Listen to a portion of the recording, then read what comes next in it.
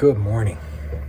We have been talking about anger, and I want to take us into a new short series. It's going to take us a couple of weeks, but I want to plumb the depths a little bit of what Scripture has to say about our thought life, and a little bit there about how it connects with our inner life and our outer life. But our thoughts, I suspect that this is the great battleground for many of you. I think it is in my life. Our thoughts range, right?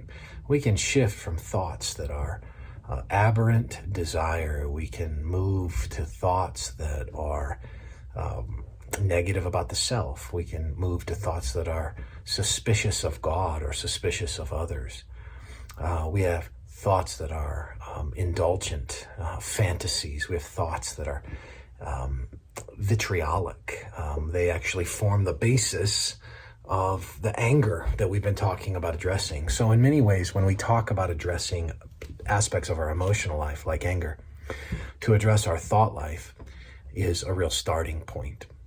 I want to make a simple point to you from Romans 1:28 today. Now, this is nestled in the context of the idea that God has seated within us what John Calvin called a sensus divinitatis, a divine sense of himself, and that we have forsaken that in search of satisfying the baser urges of our nature.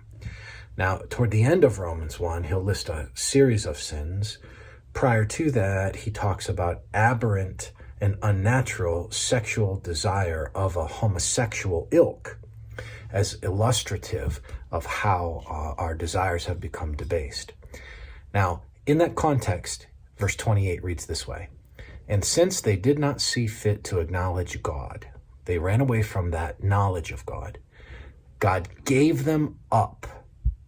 Gave them up. This is a kind of, not just passive, it's sort of I use the illustration in this, the language is kind of like, imagine a boat that is taking a river that is taking a boat downstream.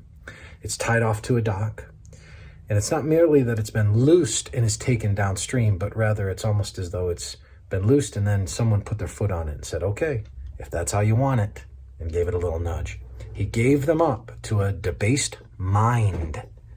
Of course, my brain is up here. My mind is different than my brain. That's an important presupposition because my mind is a facet of my soul, and yet it's primarily intersecting with my brain in some ways.